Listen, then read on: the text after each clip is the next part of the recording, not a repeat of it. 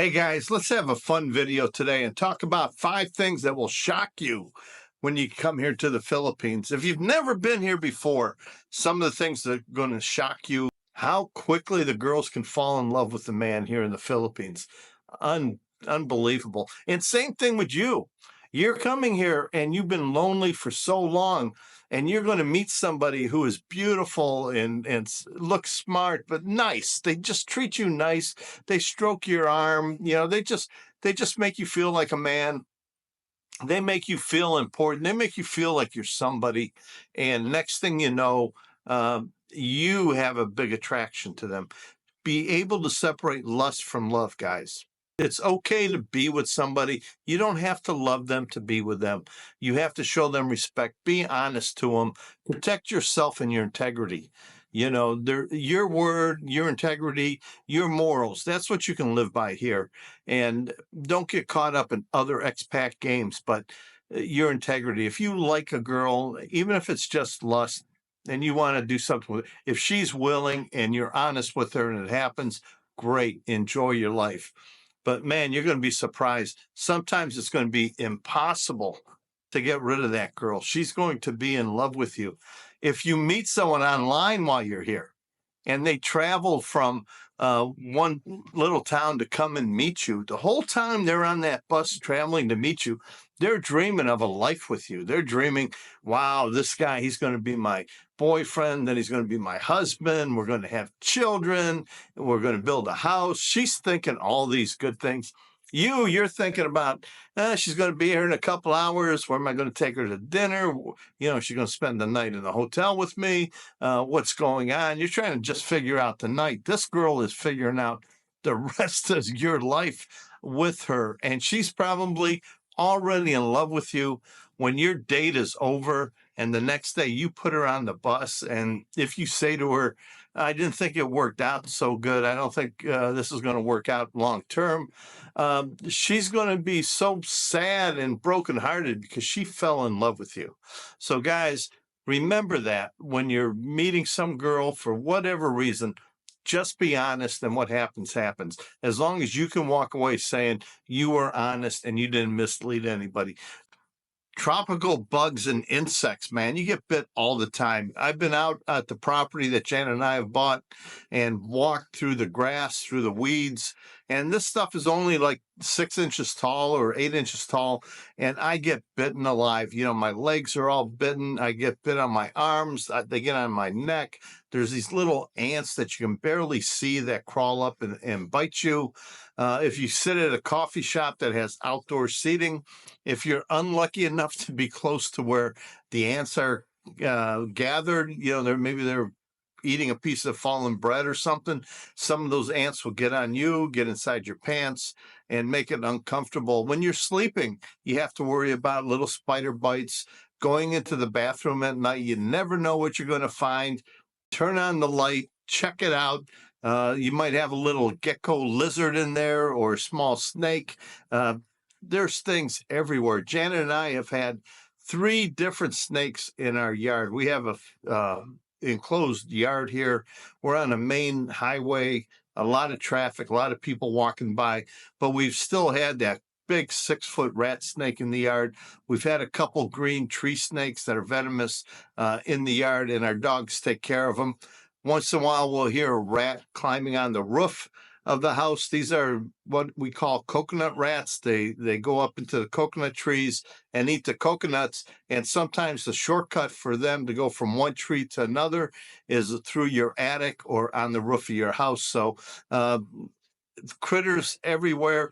Dogs in the street. If you're living out in the province, you're going to travel the province with a motorcycle, be careful. There will be dogs sleeping in the road. There'll be cows tied to a tree with their butt sticking in the road. The same thing with goats. They're everywhere. Bugs that will bite you at the ocean when you go swimming. There'll be like jellyfish and these little bugs that are in there. Some sort of flea, ocean flea or sea flea. that bite you and you get all these bite marks on you. Uh, it's tropics, man. It's the jungle here. Even though there's houses built here and highways, it's still the jungle. A lot of bugs and things that can bite you here. So be careful about that. The one thing I've been watching lately is this group of guys up in the Luzon area chasing king cobras. They do a blog. They chase them for free. They don't, if you have a cobra on your property and you want to get rid of it, you call them. They show up, and they go through the garbage and the old buildings and they find the cobras and they pull them out and they video it. I think it is cool as heck. These guys handling the king cobras. I was so surprised at how many different kind of cobras there are here in the Philippines. That shocked me. Shocking the scammers. Oh my God, there's so many scammers. We're used to the idea of scammers online. You're going to be at home, somebody's going to try and scam you online, but here in person, you can be scammed at any time. And I'm warning you about foreigners. Sometimes the foreigners are the biggest scammers. The girls you can see coming. The girls are going to come. They're going to talk to you. They're going to say, hey, I would like to have a bag. You're so handsome. Do you have a wife? And you say, no. They go, why don't you have a wife? You're so handsome. You should have a wife. And they'll hang on to you and, they'll try to get you for a couple bucks here or there. The taxi cabs seem to be wanting to scam you all the time. Rule of thumb, no meter running. Don't get in a cab. You have no control. It's best to get the Grab app in the bigger cities where you can enjoy a more comfortable ride. Be careful on motorcycle. They have a lot of what they call motorcycle taxis. Where you'll get on a motorbike as a back rider. They'll put a helmet on you and they'll take you. Yes, it's cheap. Yes, it's quick. But yes, accidents can happen and you can really get hurt in a motorcycle accident, especially in the cities like Manila and Cebu that are very crowded. And we've seen a lot of motorcycles underneath the tires of trucks, buses, and cars. And usually the person going away in the ambulance or covered with a blanket is the motorcycle driver or their passenger. Very seldom is the operator of the car, truck, or bus. So be very careful on that aspect. But scammers, you're just surprised they still hit you. Me, I get them every day on Facebook. I get somebody messaging me and, it looks like a scam. They want too much information. They don't know me. They say, hey, Mike, I know you. I know all about you. I follow your blog. I follow your videos. Where do you live? And you tell them Philippines. They go, oh, really? You live in the Philippines? So these people are trying to scam me. And just be careful. Have your guard up. Enjoy your life. But it's shocking how much you can get scammed in person. I want to tell you one story of Janet and I walking from the Quest Hotel to Ayala Mall. And you have all the children there that are reaching and wanting some donation of cash. They're hungry. They need some money. You can see the mother sitting at the red light or under a tree, or a woman orchestrating the children. There's a kid on every corner. And if you give coins to one, all of a sudden, all the other ones are coming to you. You remember what they call the mark. Back in the Depression days, people would go up to a house for food. And if somebody gave them food or a place to sleep for the night, they would put a mark on the fence to let other people know that this house was available to get things for free. That was the mark. And that's what you become. You become a mark. And they remember you one day to the next, to the next.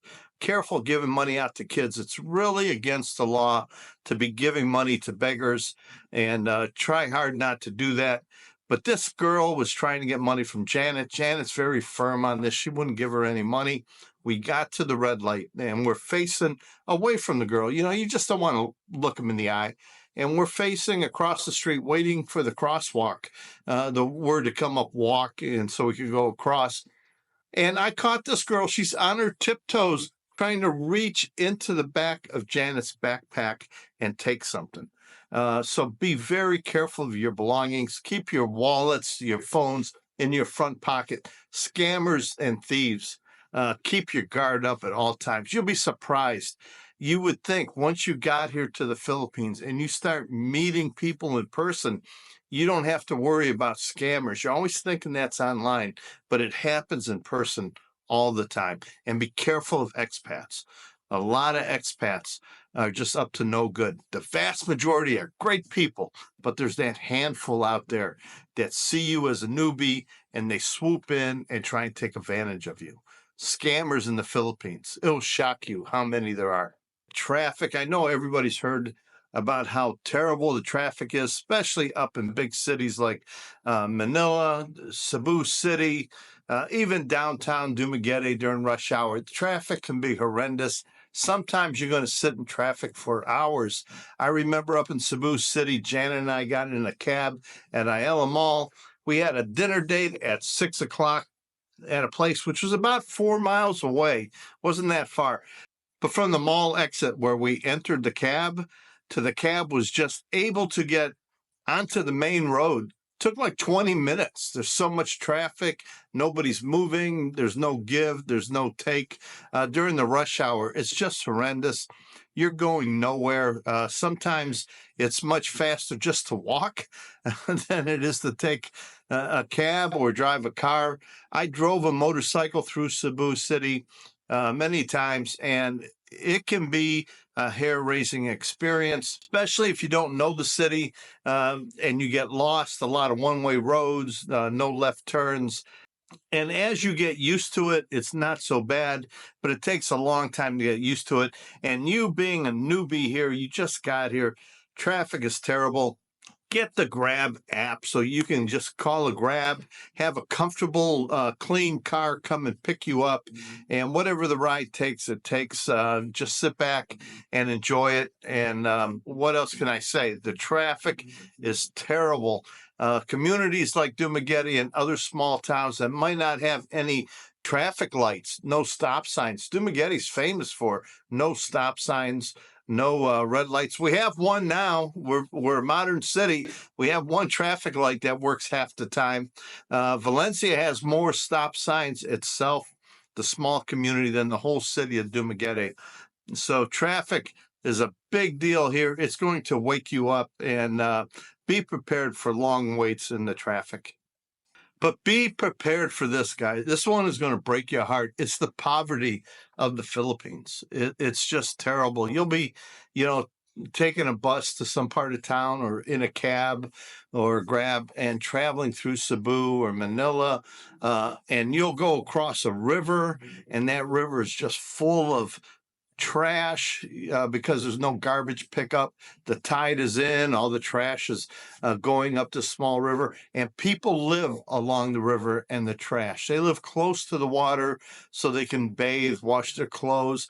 They're squatters. They really don't own the property, but they're poor, and that's the only place they can live. And they build a little shelter that they would call a house out of plywood and sheet metal, whatever they can find, and they build something, and they're right next to each other. They're right on top of each other, just like you've seen in all these National Geographic type shows about India and really crowded Asian cities.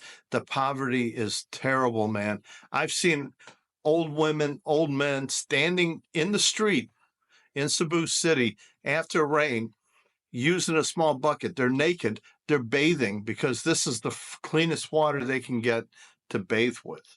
So poverty is going to break your heart. It's a terrible thing. Try not to let it dominate your life. Once you move here and you're living in the Philippines, then reach out and help somebody in your community, get involved with the church, an organization, the local government unit, and help out. But that poverty is going to break your heart. You're going to have to get, it never goes away. You always see it, and it brings a tear to your eyes, but you need to overcome that and continue with your journey, because you can't change the world. You can't help everybody. And you have to, once you settle in, if you're living here and you get a community, that's when you find someone, some community group, something you can help and be part and make a little difference. But $20 here just to make you feel good for a few minutes isn't helping nobody. Be the poverty, it's just going to shock you how bad it is at times in different places. Those are some of the big shocks here in the Philippines when you first get here. I haven't talked about any of those kind of things in a long time, but tell me what you think is a big shock here in the Philippines when you came to visit, or something you've seen on another blog or you saw on a TV show that you think is really strange here in the Philippines. All right, guys, let me know in the comment section what you think. And until next time, see you on Mike's Philippine Retirement.